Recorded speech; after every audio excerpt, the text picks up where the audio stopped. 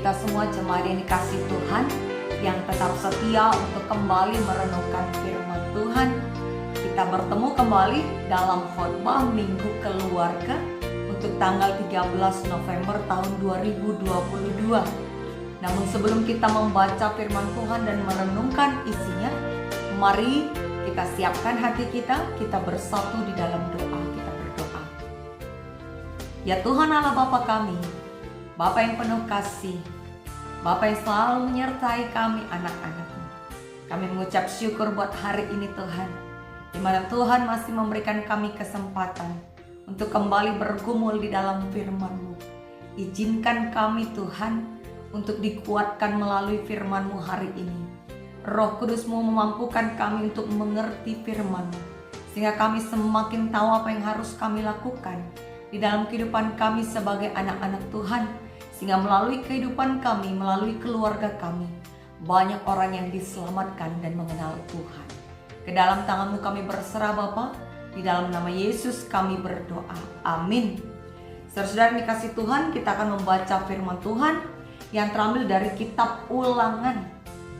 Perjanjian Lama, kitab Ulangan, pasal yang ke-7, ayat 12 sampai ayat yang ke-15. Demikianlah firman Tuhan, kitab Ulangan, pasal yang ke-7, ayat 12 sampai ayat yang ke-15.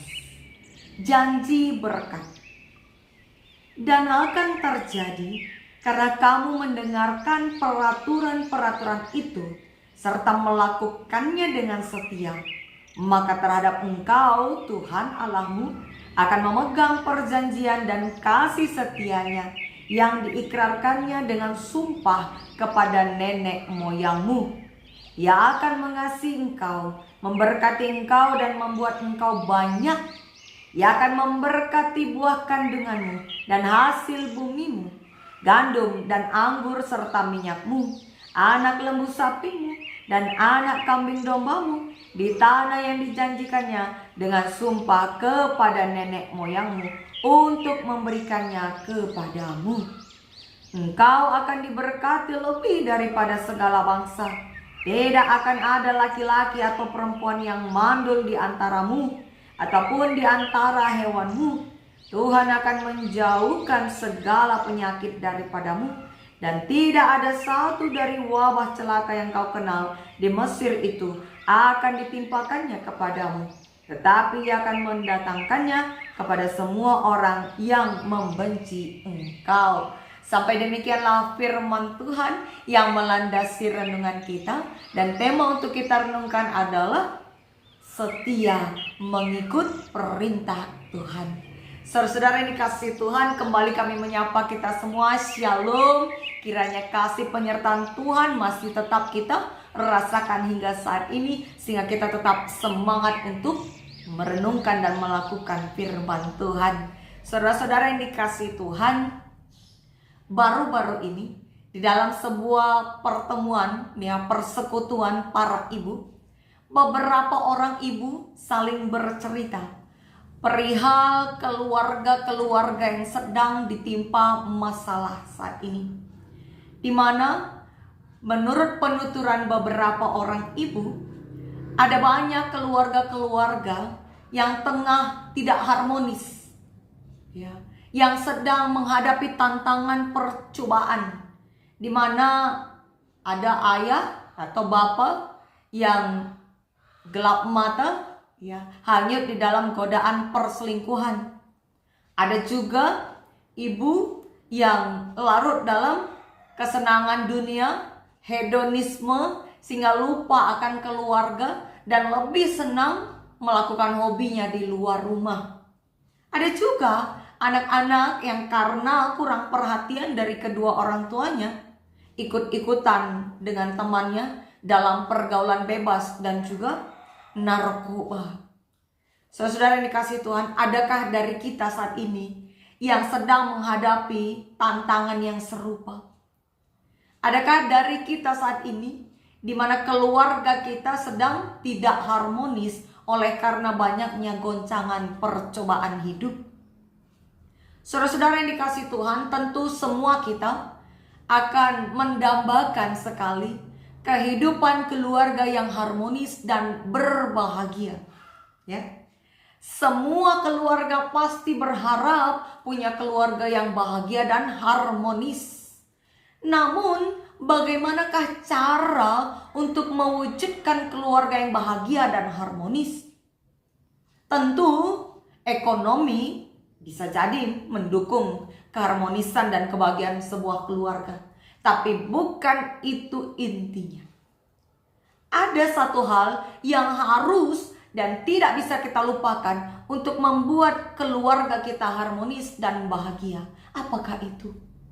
Mari kita mendalami nats firman Tuhan yang menjadi renungan kita pada hari ini. Saudara-saudara yang dikasihi Tuhan, renungan kita hari ini diangkatkan dari kitab Ulangan. Kitab Ulangan ini merupakan sebuah perintah, ya. Isinya adalah perintah Tuhan yang diulangi oleh Musa kepada bangsa Israel.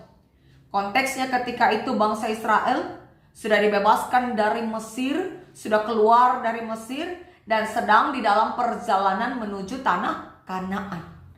Di dalam masa perjalanan yang selama 40 tahun itu, ya, bangsa Israel beranak pinak dan sebagian dari mereka adalah anak-anak yang belum lahir ketika masa pembebasan terjadi.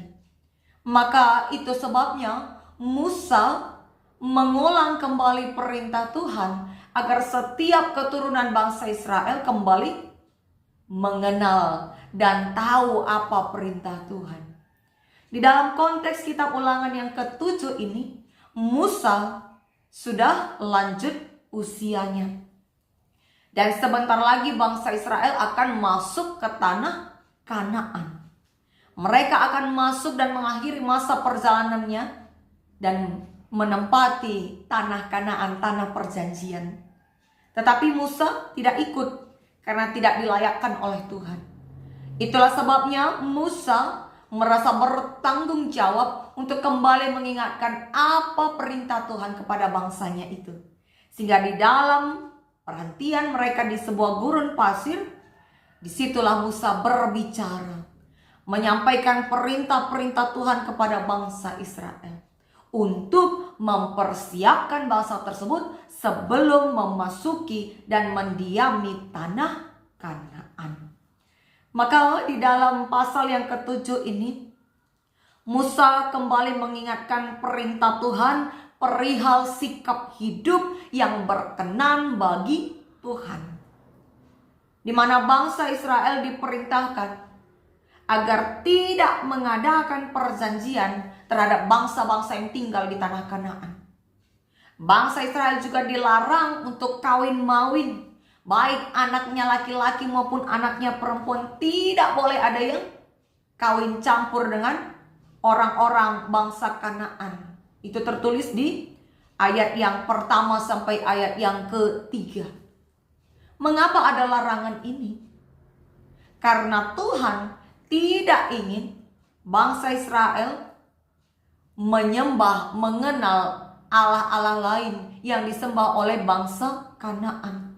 Dengan adanya kawin campur, tentu mereka akan saling memperkenalkan Allah dan agamanya masing-masing. Sehingga bangsa Israel nantinya akan ikut-ikutan mengenal serta menyembah Allah-Allah lain yang disembah oleh orang-orang Kanaan tersebut. Itu sebabnya di dalam ayat yang ke-12, Musa kembali mengingatkan agar bangsa Israel patuh pada peraturan-peraturan Tuhan. Dia katakan bahwa Tuhan Allahmu adalah Tuhan Allah yang setia, yang menunjukkan kasih setia, memegang perjanjiannya kepada orang-orang yang berpegang pada peraturan dan perintah-perintahnya. Orang-orang yang tetap patuh dan setia mengikutkan perintah Tuhan, mereka lah yang akan memperoleh berkat dari Tuhan. Mereka lah yang akan menerima janji-janji Allah. Apa sajakah tanda atau janji yang telah Tuhan nyatakan bagi bangsa Israel? Saudara-saudara yang dikasihi Tuhan, berkat Tuhan atau anugerah Atau dalam bahasa kita sesama manusia itu seringkali dibahasakan dengan hadiah. Ya. Tentu masing-masing kita pernah menerima hadiah ya. Pada waktu kapan kita biasanya menerima hadiah? Pada waktu berulang tahun. Atau mungkin ketika kita menang undian, menang lomba. Atau ketika kita membeli suatu barang yang kemudian berhadiah. Ya. Atau pada saat Natal, saat tahun baru, dan lain sebagainya. Ada latar belakang sehingga kita menerima hadiah. Tetapi ketika kita mendapat hadiah, bukan karena ulang tahun, bukan karena menang lomba, bukan karena Natal dan lain sebagainya, tentu kita akan bertanya, ini ada apa? Dalam rangka apa kita peroleh hadiah? Benar ya? Segala sesuatu pasti ada latar belakangnya. Sama dengan berkat Tuhan. Berkat, anugerah, atau hadiah itu ada hanya bagi orang-orang yang patuh dan setia kepada perintah Tuhan. Berkat Tuhan itu diberikan bagi mereka yang berpegang kepada perintah-perintah Tuhan. Itu yang dinyatakan dalam nats renungan kita pada hari ini. Tetapi kalau mereka tidak patuh, ya, ketika mereka dilarang kawin mawin dengan bangsa Kanaan, lalu mereka melanggar dan melakukan apa yang menjadi kesenangannya saja, tentu tidak ada alasan untuk menerima berkat Tuhan. Jadi apakah tanda-tanda berkat dari Tuhan yang dijanjikan kepada orang-orang yang setia berpegang kepada perintah Tuhan? Saudara-saudara yang dikasihi Tuhan, janji berkat dari Tuhan kepada orang-orang yang setia berpegang kepada perintahnya, yaitu ia akan memberkati buah kandungannya. Tuhan akan memberkati buah kandungan bangsa tersebut, hasil buminya, gandum, anggur, serta minyak. Bahkan hewan-hewan ternaknya pun diberkati Tuhan, sehingga semakin hari semakin bertambah banyak. Mereka akan diberkati lebih daripada berkat-berkat yang pernah dirasakan oleh bangsa-bangsa lain di dunia ini. Dan Tuhan akan menjauhkan segala sakit penyakit. Tidak ada satupun malapetaka ya, atau celaka atau tulah yang telah mereka saksikan ketika di Mesir akan menimpa mereka. Tetapi kepada orang-orang yang membenci bangsa Israel, Tuhan akan timpakan wabah celaka. Dengan kata lain, jaminan penyertaan dan berkat Tuhan itu berlimpah-limpah akan menyertai bangsa Israel yang tetap berpegang setia mengikutkan perintah Tuhan. Mengapa janji berkat dari Tuhan itu mencakup keturunan yang bertambah banyak, serta hewan-hewan ternak yang bertambah banyak, juga gandum, anggur, minyak yang berkelimpahan? Karena ketika bangsa Israel bertambah banyak, memiliki banyak keturunan, dan apa yang mereka usahakan berhasil, itu akan menjadikan mereka bangsa yang kuat, bangsa yang dikenal oleh dunia. Kita tahu bahwa dalam sebuah bangsa itu terdiri dari banyak keluarga-keluarga. Skop terkecil dari suatu bangsa adalah keluarga-keluarga. Maka ketika keluarga-keluarga itu hidupnya sejahtera, sudah pasti bangsa itu pun sejahtera. Karena skop terkecil sebuah bangsa adalah keluarga-keluarga. Maka janji Tuhan kepada bangsa Israel dimulai dari keluarga. Di dalam setiap keluarga Tuhan akan berikan keturunan, buah kandungannya akan diberkati. Sehingga melalui keluarga-keluarga yang patuh akan Tuhan, itu Tuhan janjikan berkat keturunan, Tuhan janjikan berkat berkelimpahan untuk apa yang menjadi usaha pencarian mereka. Sehingga bangsa itu akan menjadi bangsa yang besar dan kuat. Dengan kata lain, keluarga adalah tempat di mana Tuhan hadir memberikan berkat, sehingga otomatis bangsa itu menjadi bangsa yang sejahtera dan berkelimpahan. Saudara yang dikasihi Tuhan, sekarang janji penyertaan Tuhan yang disampaikan kepada orang Israel yang setia berpegang pada perintahnya juga masih berlaku kepada kita sekalian. Janji Tuhan tidak pernah berubah. Kepada orang yang setia mengandalkan Tuhan itu ada upahnya. Apa itu? Janji berkat dari Tuhan. Janji berkat Tuhan itu akan selalu menyertai orang-orang yang setia mengikutkan firman Tuhan, yang setia mengandalkan Tuhan di dalam hidupnya. Lalu apakah ciri-ciri orang yang mengandalkan Tuhan, yang setia pada perintah Tuhan? Saudara-saudara yang dikasihi Tuhan, ketika kita melihat ada teman kita yang rajin berdoa, yang rajin beribadah, apakah itu sudah cukup sebagai tanda bahwa dia patuh perintah Tuhan dan mengandalkan Tuhan? Tentu tidak cukup. Orang yang setia melakukan perintah Tuhan, yang selalu mengandalkan Tuhan, itu adalah orang-orang yang memperkenalkan Tuhan kepada anak-anaknya di dalam keluarganya. Orang yang setia kepada Tuhan akan membawa seluruh keluarganya beriman teguh kepada Tuhan. Bukan hanya dirinya, tapi dia juga membawa anak-anaknya, seisi keluarganya. Dia tidak akan membiarkan anak-anaknya lupa akan kuasa penyertaan Tuhan di dalam kehidupan keluarganya. Maka orang-orang yang mengenal Tuhan, yang setia kepada Tuhan, yang patuh akan perintah Tuhan adalah orang-orang yang akan membawa keluarganya setia menyembah Tuhan. Setia mengandalkan Tuhan tidak sama dengan pasrah. Ketika orang mengandalkan Tuhan, bukan berarti dia hanya diam atau menyerah pada situasi, tidak berbuat apa-apa, hilang pengharapan. Bukan. Orang yang mengandalkan Tuhan itu tidak sama dengan pasrah. Orang yang mengandalkan Tuhan itu adalah orang yang berserah kepada Tuhan, menggantungkan harapannya kepada Tuhan. Dia percaya bahwa di dalam kesusahannya ada Tuhan yang menguatkan dan menyertai. Di dalam sakit penyakitnya ada pengharapan, Tuhan akan sembuhkan. Di dalam kedukaannya dia percaya Tuhan tidak akan meninggalkannya. Itu ciri-ciri orang yang mengandalkan Tuhan, setia pada perintah Tuhan. Di dalam kehidupan kita tentu ada banyak persoalan hidup, ada banyak permasalahan keluarga, ada banyak kedukaan, ada banyak kekhawatiran. Tapi hari ini kita diingatkan untuk kembali mengandalkan Tuhan. Karena Tuhanlah yang empunya kehidupan kita. Tuhanlah tempat kita menggantungkan harapan. Tidak mungkin lebih hebat kita manusia daripada Tuhan Allah. Karena Tuhanlah yang menjadikan kita. Maka saudara-saudara yang dikasihi Tuhan, janji Tuhan kepada bangsa Israel akan memberkati buah kandungannya, akan melimpahi hidup mereka dengan berbagai rezeki. Itu adalah hak otoritas Tuhan.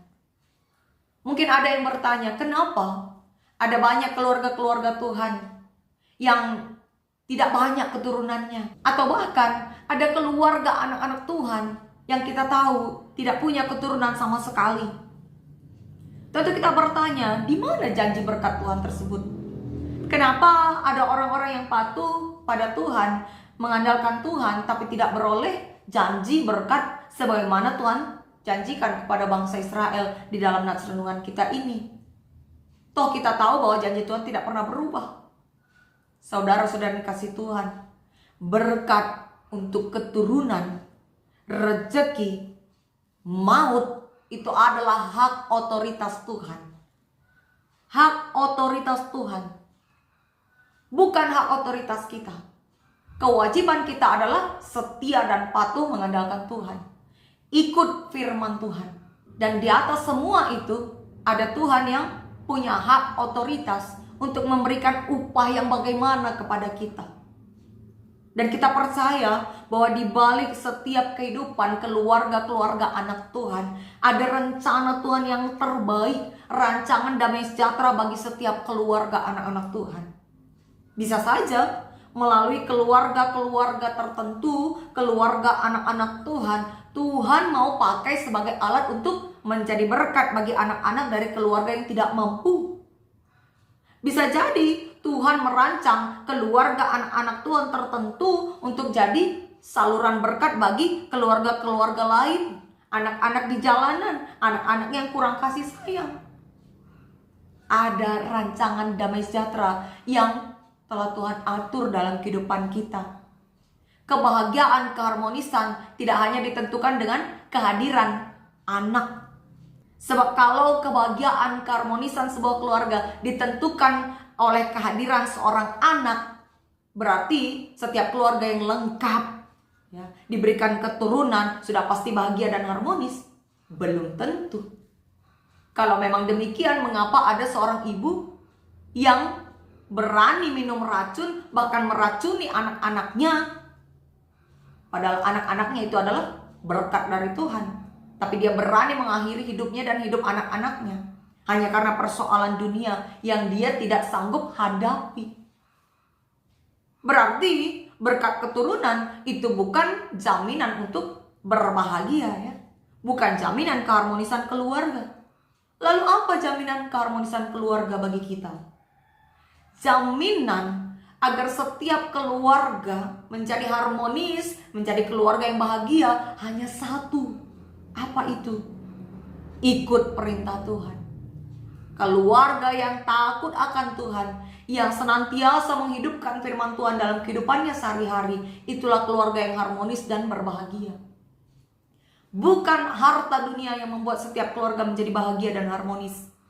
Ada keluarga yang kelihatan sempurna dari luar, ya. Si bapak punya jabatan jenderal, bahkan, ya. Si ibu cantik, anak-anaknya ada 3, tapi malah kacau kehidupan keluarganya.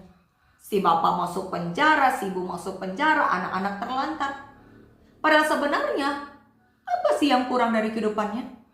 Harta ada, jabatan ada, semuanya ada. Tapi ada satu yang kurang. Apa itu? Kurang menempatkan Tuhan di dalam keluarganya. Maka setiap keluarga hendaklah menempatkan Tuhan menjadi sentral di dalam keluarga tersebut.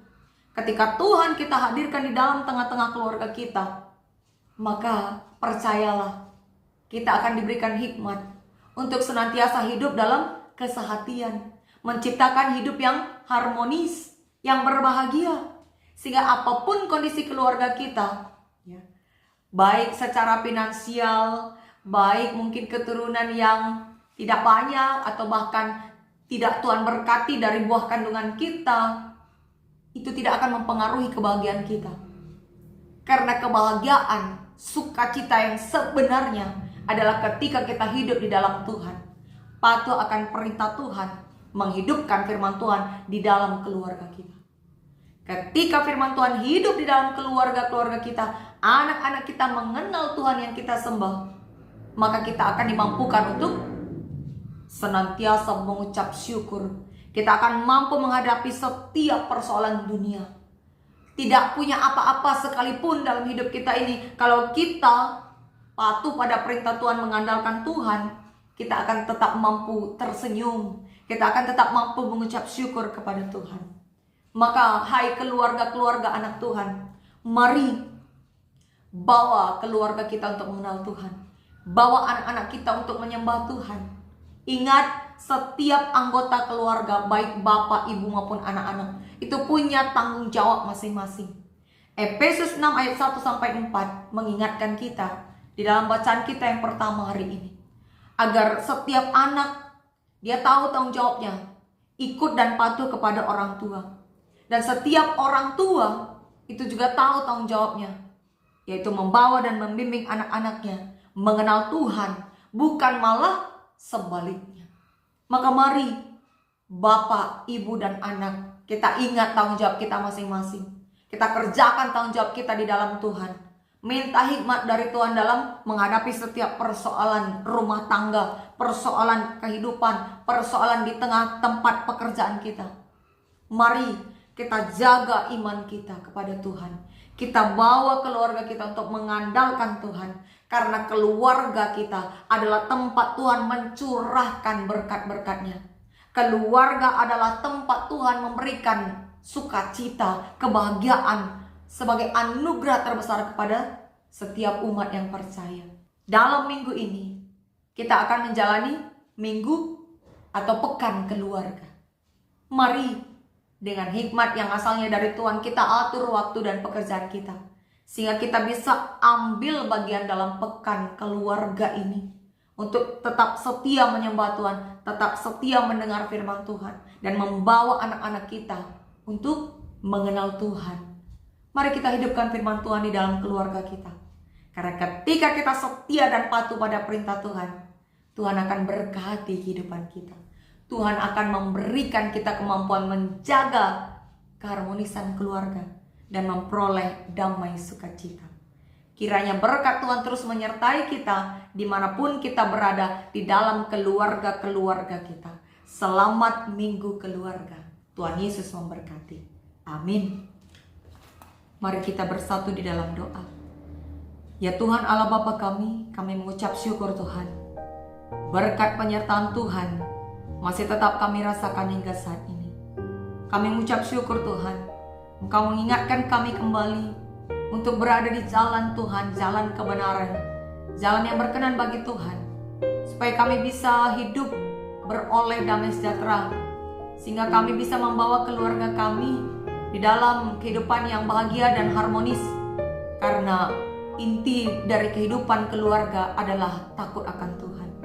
Ajari kami Tuhan dalam menghadapi setiap persoalan hidup, untuk senantiasa menempatkan Tuhan sebagai sentral dalam kehidupan keluarga kami, mengutamakan kehendak Tuhan, sehingga dalam kehidupan kami sehari-hari termulia nama Tuhan, dan iman kami membimbing kami hidup dalam kesehatian. Di dalam nama Yesus kami berdoa. Amin.